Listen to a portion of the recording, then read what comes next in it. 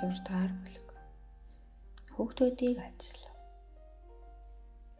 Иесус хүүхдүүдийг ямагт хайрладаг нэгэн байв. Түүнд хүүхдийн сэтгэл татам, нээлттэй, хуурмаггүй, хайрыг амархан хүлээн байдал таалагддаг байв. Хүүхдүүдийн амнаас гарсан талархлын үг, магтаал цаашаал, хөгжим мэд сонсогдож, түүнд урам зориг хайрлаж, хар санаатан, хоёр нүртэй хүмүүстэй харилцаж ядарсан түүнийг инэл үг сэргээдэг байлаа. Аврагч хааж очсон, өгөөмөр сайхан дүр төрх, илдэг зөөлөв, цайлган сэтгэлээрээ хүүхдүүдийн хайр итгэлийг хүлээдэг байлаа. Юудэчүүдийн дунд шашны багш нар дээр хүүхдүүдийн авчирч, тэд нар дээр гар тавиулан ажиллуулдаг ажилтай байв. Аврагчийн дагалдагч чид түүний үйл хэрэг ийм үйл ялах зүйлээс болж тасалдах ёсгүй юм гэж бодож байлаа. Эхчүүд түүнээр хүүхдүүдийн дагуулж ирэхэд шавнар нь тэднийг таагүй харцаар угтдаг байлаа. Ийм жаахан хүүхдүүдэд Иесустэй уулзах нь ямар ч ашиггүй байх тул тэд Иесус хүүхдүүдийг өөртөө нэрэхэд дургүй байх болно гэж бодож байжээ. Гэвч ийм байдалд нь Иесус дагалдагч нартаа таагүй хандаж байж. Бурхны үгийн дагуу хүүхдүүдэд багаас нь сургаж хүмүүжүүлэх гэж хичээж буй эхчүүдийн хүсэл бодлыг аврагч ойлгож байлаа. Иесус тэдний залбирлыг сонсож тэднийг өөрийн оршихуйд урин дуудсан билээ. Нэг бүсгүй хүүгээ дагуулж Иесусыг ирж явах замдаа хурш эмэгтэйдээ санаа бодлоо хуваалцжээ. Хөршинч бас хүүхдүүдээ Иесусээр ивэлэхээ хүсчээ. Ингээд нэлээд хэдэн их хүүхдүүдэд дагуулж Иесусээр ирэв. Эдгээр хүүхдүүдийн дотор нялх балчраас эхлээд өсвөр насны охид хөвгүүд байжээ. Эхчүүд имээсгийн байж нулимс мэлэмрүүлэн хүслээ илэрхийлэхийг Иесус анхааралтай хүлээн зөвшөөрсөөр сонсчээ. Тэгээд даалдагч нараа үүнийг хэрхэн хүлээн авч юу гэхийг нь харахаар хариуг нь хэллэггүй жаахан анзнав. Даалдагчд багштай тусалж мөнөөх эхчүүдийг холдуулан явуулж буй Иесус хараад тэдний алдаа дутагдлыг харуулan хүүхдүүдийг над дээр ирүүл. Тэдэн бүү садаа болцгоо. Бурхны хаанчлал ийм хүмүүсийн юм гэж хэлв. Тэрбэр хүүхдүүдийг илгэндээ тэрвэрч зорж ирснийхэн дагуу ивэл хараа үзүүлв. Эхчүүдийн санаа сайн нэг амарч тайвшрав. Тэд Христийн үгээр өрөвдөж ивэгдснээр би сэтгэлээр Тэнгэрийг гэртээ харив. Тэд амьдрал ахын ачаа дарамтаа баяртай үрж хүүхдүүдэд өсгөх итгэл найдвар төгс байлаа. Эхчүүд өнөө үед ч гэсэн түүний үгийг ийм итгэлтэй хүлээн авах ёстой. Христ өнөөдөрч урд өмнө хүмүүсийн дунд байсан шигээ хүн бүрийн аврагч хэвээр байгаа. Тэрбээр Юудэд хүүхдүүдийг гар дээрээ өргөн тэрвэрч байсан шигээ өнөөдөр ч эхчүүдийн туслах хэвээр байсаар байгаа.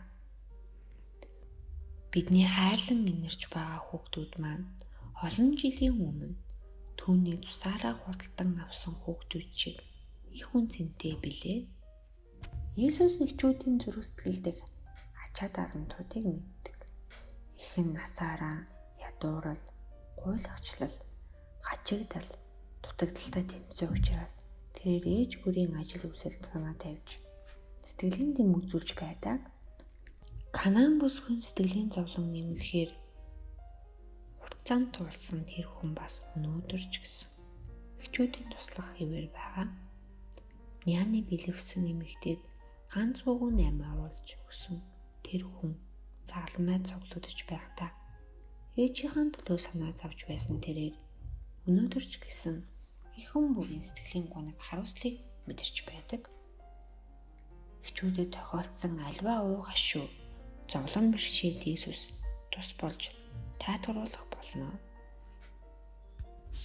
Эхчүүд асуудал бэрхшээлүүдтэйгээ Есүс дээр ирж байв. Тэд хүүхдүүдийг хүмүүжлэхэд тус болох хангалттай нэгүслийг түүнээс хүлээн авах болно. Зовлон бэрхшээлээ арвчийн хүрд авчирч тавихыг хүсэж байгаа их бүрд түүний үгд хаалга нээлттэй байна. Хүүхдүүдийг над руу ирүүлж тэдэнд бүү саад хий гэж хэлсэн тэр нэгэн одоо ч гэсэн эхчүүдэд хүүхдүүдээ авчирч ивэлүүлэхийг урдын адил уриалсаар байна.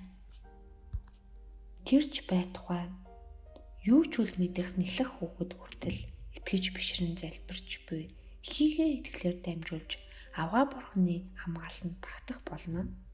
Иохан Баптист төрсөн цагаас л ариун сүсээр дүүрсэн нэгэн байв. Хэрэв бид бурхандаа харилцаатайгаар аж төрөгийн бол ариун сүс бидний нялх балчир бүрс бүрийг маань амьдралын эхлэлээс сурган хүмжүүлэх болно гэдэгт итгэж болно. Есүс өөрөөр нь авчирсан хүүхдүүдийг түүний нэгүслийг өглөн авч түүний хаанчлалыг харьяат болж зарим нь түүний төлөө амиа зориулах хүмүүс болно гэдгийг урьдчилан олж харсан. Эдгээр хүүхдүүд түүний үгийг сонсоод түүнийг аврагчаа хэмээн насанд хүрсэн дэлхийн ухааныг эзэмшсэн зүрх сэтгэлээ хатууруулсан хүмүүсээс илүүтэйгээр хүлэмжшүүрнэ гэдгийг мэдэж байлаа. Есүс хүүхдүүдийг сургах үедээ тэдний төвшөнд очдог байв. Тэрбээр Тэнгэрийн сүр чавлантай нэгэн хатлаа хүүхдүүдийн асуултанд үл тоомсорлгүйгээр хариулж чухал сургаалаа тайлбарлаж өгөхдөө тэрбээр хүүхдийн ой ухаан тохируулан хэлбэршүүлсэн байдлаар тайлбарладаг байсан. Есүс олон жилийн дараагаар үргэлжлэн мөнхийн амийн үр жимсийг өгөх үнний үгийг хүүхдүүдийн ой ухаанд суулгадаг байсан. Өнөө үе ч гэсэн сайн мэдээний сургаалыг хамгийн их цоргоор хүлээн авч буй хүүхдүүд юм. Тэд бурханлаг нөлөөнд нээлттэй хандаж сурч мэдсэн сургаалаа баттайгаар хадгалсаар байдаг. Хүүхдүүд насандаа таарсан мэдрэмжийг авсан тохиолдолд Христэд бүрэн итгэх чадвартай. Тэдэнд сүнслэг зүйлсийг суралцаж эцэг эхчүүд Христтэй адил зан чанарыг эзэмшихэд нь бүх боломж нөхцөл байдлуудыг нь хангаж өгөх ёстой. Эцэг эхчүүд өөр хүүхдүүддээ эзний гэр бүлийн бяцхан гишүүн мэтээр харж тэд нарт деважингийн босрлолохын төлөө өөрсдийгөө зориулдаг байх хэрэгтэй. Бид Христээс суралцсан бүхнээ хүүхдүүддээ үлүүлэн өгөх хэрэгтэй. Ингэхдээ хүүхдүүдийнхээ оюун ухааны хүлээж авах чадварт нь нийцүүлэн деважингийн гайхамшигтай сайн сайхан чачмуудыг тэдэнд баг багаар нээж өгөх хэрэгтэй. Ингэж байж л Христэд итгэгч гэр бүл Христ хэмээх ахлах багштай, эцэг эхчүүд хэмээх туслах багштай сургууль болон хуурах юм. Хүүхдүүдийнхээ өөрсдийн шинжиллийн төлөв ажиллаж байхдаа гэнтийн, зочмог, сэтгэлийн хөдлөлийг гин нүглийн хүлээн зөвшөөрч ухамсарласан үйл явдал хэмээн тооцож болохгүй. Аль эсвэл яг ямар тодорхой цаг хугацаанд зүрх сэтгэл нь өөрчлөгдөж шинжлэгдсэн болохыг тогтоох гэж оролдох хэрэггүй. Бид хүүхдүүддээ гин нүглээ Есүст өгч түүнээс өршөөл уучлалыг хүсэн гүйж Есүс бидний уучлан өршөөж түүний дэлхий дээр байхдаа хүүхдүүдийг хэрхэн хүлээн авч байсан шигээ хүлээн авдаг гэдэгт итгэхэд сургах хэрэгтэй. Хүүхдүүдэд ээжигээ хайрладаг учраас өвөнд нь орох ёстой гэдгийг зааж сургаж байгаа ээж нь хүүхдээ Христ итгэгч амьдралын анхны хичээл сургаж байна гэсэн үг. Хүүгээ хайрлах эхийн хайр бол Христийн хайрыг төлөөлдөг жишээ болж байдаг. Ээждээ итгэж өгөөг нь дагаж буй хүүхэд аврагчид итгэж түүний үг номлолыг дагахад суралцаж байдаг. Есүс хүүхдүүдэд төдийгүй эцгийн дагах үлгэр жишээ болж байв. Тэрээр их мэдлэлтэй нэгэн шиг ярьж байсан ба түүний үг хүчнөлөөтэй байв. Гэхдээ тэр ширүүн дөрөв харгас хүмүүстэй ярихдаа хичээж хатуу үг хэрэглэж байгаагүй.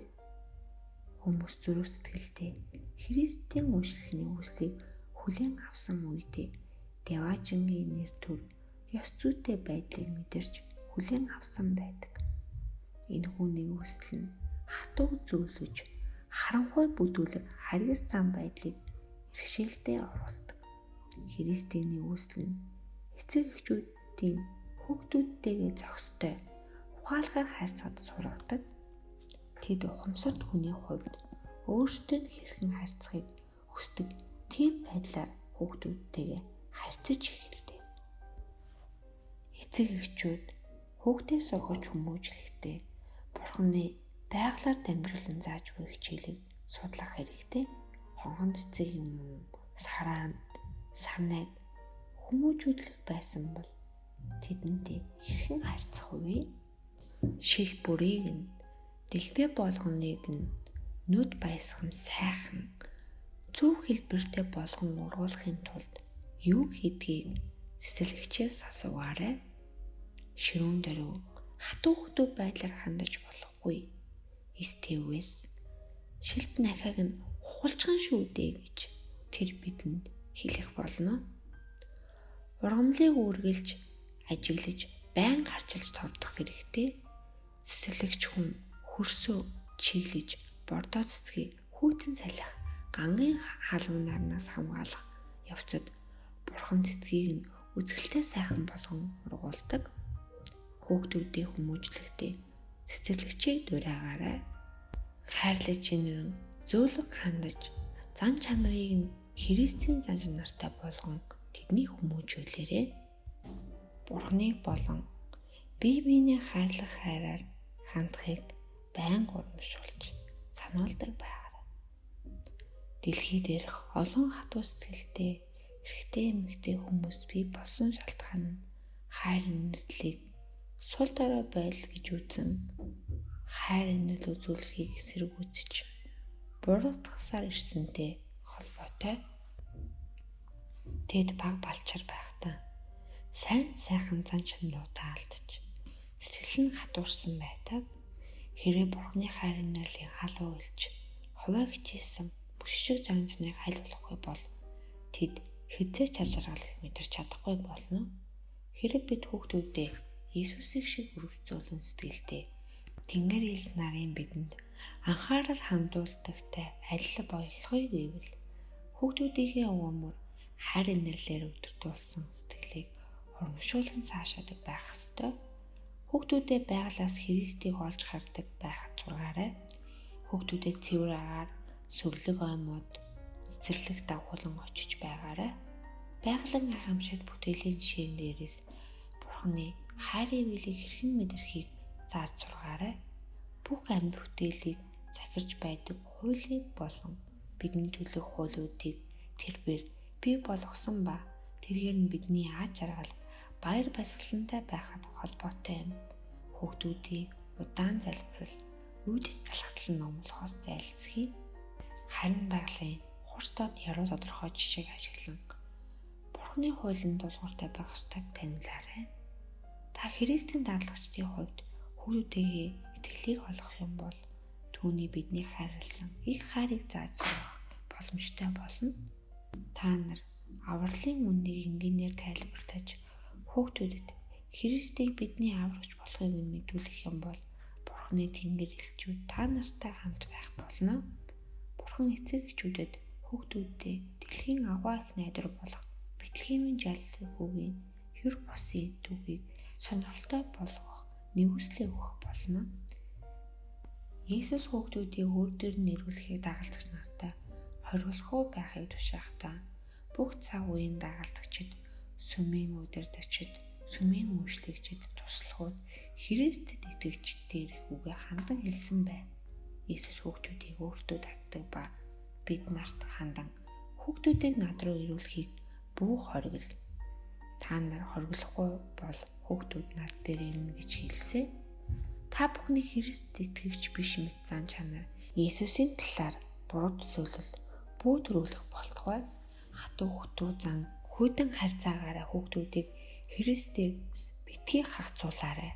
Хэрэг та хамт Деважинд очих юм бол девоочн тааламжтай сайхан газар байхгүй юм байна гэсэн сэтгэлийг бүүтрүүлээрээ шашин шүтлгийг хүүхдүүдэд ойлгохгүй гэж бүүяар. Эсвэл хүүхдүүд бага байхдаа Христийг хүлээн зөвшөөрөх боломжгүй гэсэн сэтгэл төрүүлэхээс зайлсхий. Христ итгэгчдийн итгэл бишрэг бол гунигтай бараан зүлмэд хормог төсөөллийг тэдэнд бүүтрүүл арвч дээр очно гэдэг нь энэ амьдралыг баяр хөөртэй болгож буй бүхнээс цацах ёстой гэсэн буруу төсөөллийг бөөгөө ариун сүнс хүүхдүүдийн зүрх сэтгэл нөлөөлж эхлэх үед та бүхэн түүний ажил үүсэт нэгдээрээ аврагч тэд нарыг дуудаж байгаа ба тэрээр цэцэг ширүү шиг хүүхэд насаа түүн зориулах үед маш ихээр баярлан баясдаг гэдгийг хүүхдүүдэд хэлж өгөөрэй. Аврагч тусаараа гэр нүглээс нь цадгаатгаж аварсан хүмүүстэй хязгааргүй инэрэнгүй ялдан байлаар ханддаг. Аврагдсан хүмүүс бол түүний хайрын баталгаа юм. Аврагч тэд нарыг авран хамгаалахаар үгээр зүрлэхийн аргагүйгээр харж байдаг.